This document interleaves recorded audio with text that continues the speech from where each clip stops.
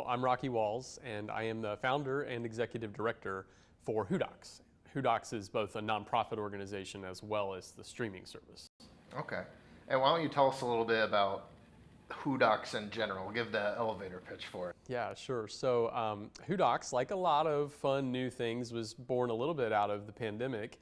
I had been making films for about 10 years, and I had talked with and connected with a lot of people who, both on the filmmaker side and on the public side, realized there's this like chasm in between the two. And so we got filmmakers that do amazing work right here in Indiana, tell really incredible stories, do a really good job of crafting those stories. And we've got people in the public that want to watch them but have no idea where to find them, right? And so we started thinking about, well, maybe 2 or 3 or 4 years ago, the idea of like a niche streaming service would have been a little ridiculous, right? Like we all had Netflix then, but that was about it. Right. And now with Netflix, Paramount Plus and Disney and every other, everybody's got a niche streaming service, and those are even still big names, right? We decided that it could be cool to launch an Indiana-focused streaming service for documentary films. And so that's what Hoodox is. Hoodox, Hoosier Documentaries, right? And so it's a subscription-based service, but it is a nonprofit. So any money that is raised through subscriptions or sponsors or grants gets funneled back ultimately to filmmakers in a couple of different ways, either by licensing their films directly, so they just get paid a licensing fee to have their film on Hoodox, or by spending money to market and get more eyeballs on their films, because that's a huge part of building your portfolio and your network as a filmmaker in Indiana. So do you think there is a growing community of Indiana filmmakers, or do you think that there was just such an already established community that just needed an outlet for their things? So I, having worked in the industry for 15 years, have definitely seen, over the last 15 years at least, a growth in the number of people making films in Indiana, without a doubt. Like when we started our company, even just finding people to work with and staff and collaborators was difficult at times. And I think people, I don't have to say I know, because I talk to a lot of other filmmakers. Certainly Indiana still has its challenges with finding talent and finding people to collaborate with within the state. We have a long way to go, a lot of growth that we can experience. But I do feel like there's a lot happening in Indiana, and it is, to your point, I shouldn't say to your point, I have no idea whether your question is going to be in the video or not, but even though there's a lot of work being created in Indiana that's really incredible, it needs a spotlight. Our festivals are fantastic. We've got great festivals all across Indiana, but those are only happening once or twice a year, right?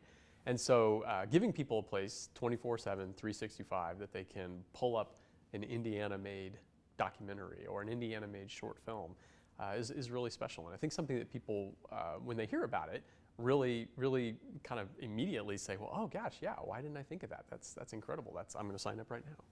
Right, and I think that's such a valuable asset that filmmakers in Indiana have, that it almost works as a partnership with the festivals that we have. So how do you think, what is the importance to you of having a strong relationship with all of the Indiana film festivals in regards to keeping the Indiana filmmaking community alive? So festivals are so incredibly important in the filmmaking process and to the filmmaker, right?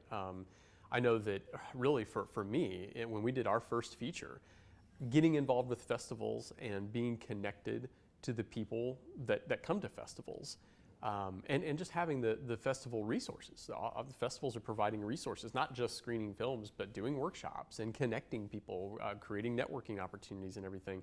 Those are all absolutely essential for filmmakers. And so our partnerships, we have a whole industry partner program with Hoodox, where we would love to partner with every single festival in Indiana and build those relationships and help to be a resource. So, I'm here at Hobnobben 2022 doing a workshop on unscripted films.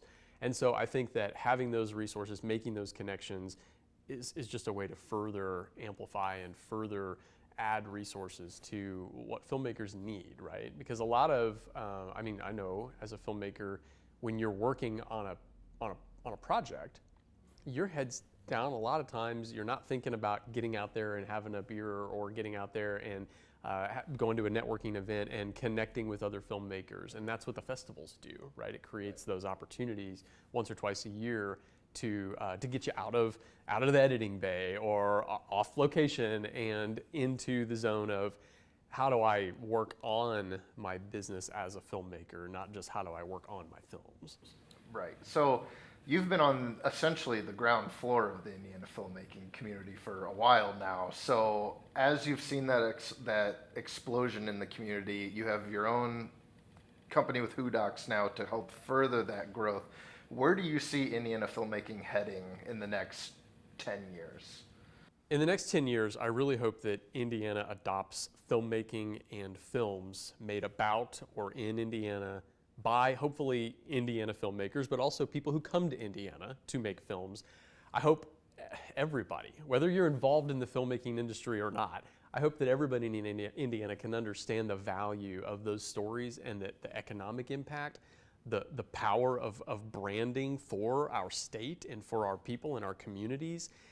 Storytelling is what really makes the world go around, right?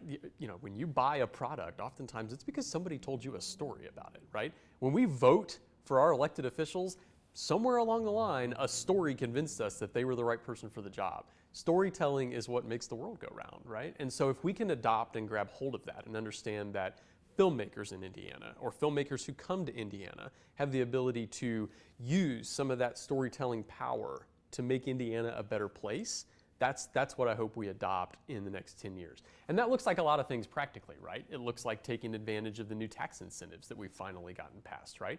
And hopefully Indiana filmmakers, Hoosier filmmakers, can make use of that. But then hopefully we bring in some people. I was just at a networking event at a film festival last night, and I met a filmmaker from LA who said that their film was in the Indiana Spotlight category for the festival because they filmed a small part of it in Indiana and the rest of it in Ohio. And that filmmaker has spent the last 10 years in LA, and they chose to come to the Midwest to do their feature narrative film.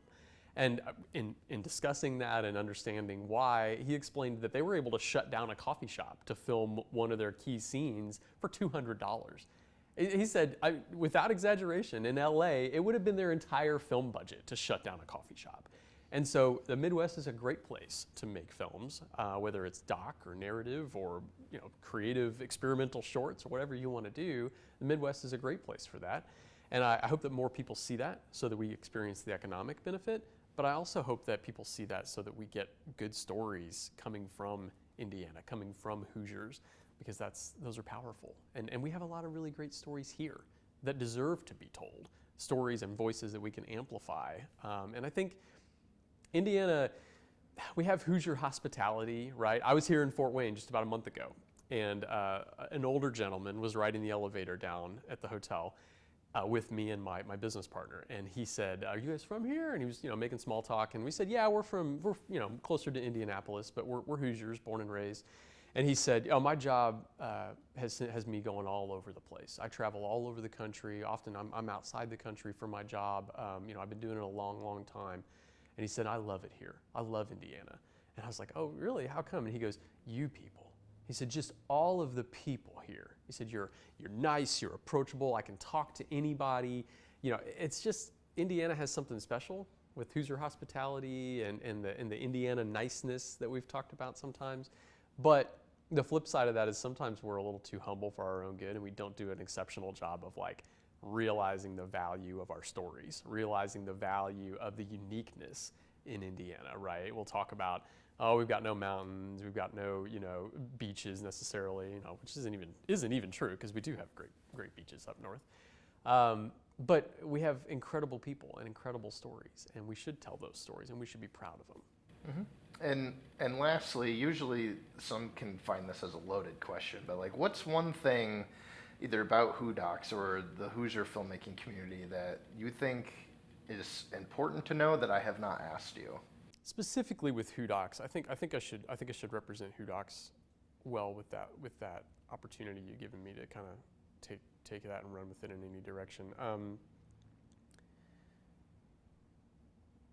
Something that I hope filmmakers and Hoosiers alike understand when it comes to Hoodox and when it comes to the stories that we have on Hoodox is that we are inundated with information, marketing messages. I just call it noise, right? We're inundated with noise all the time. All of us understand the value of eating local, shopping local, but it takes effort to do that, right? It is always going to be more convenient to stop by some, fast food joint or franchised place, and I don't have anything against those businesses, those organizations, or the people that work there.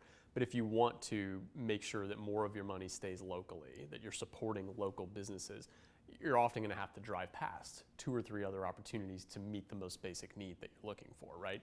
And so I feel like I would encourage people, and I would say both the filmmakers and watchers, viewers, make the time. Take the time. If you're a filmmaker and you've got a film that you created 5 years ago and nobody's watched it for the last 2 or 3 or 4, submit it to Hoodox. It's probably still really valuable and really important. We've got films that are 10 years old on Hoodox, and people still watch them and love them. And guess what? They didn't see them. They didn't see them 10 years ago. They didn't see it 5 years ago. And so I think that the value, oftentimes as filmmakers, we move on to the next project so quickly, kind of because we have to, right? But I think that the value of your work, the value of what you had to say with your work still holds. And share it. Share it, whether it's on Hoodox or anywhere else. Keep sharing it. And then for viewers out there, make the effort to go find that, whether it's on Hoodox or somewhere else. Make the effort to go find it and drive past the 3 or 4 places that are maybe more convenient for you and make the effort to watch something local. We talk about that. It's kind of one of our taglines. You shop local, you eat local. It's time to watch local, which with Hoodox.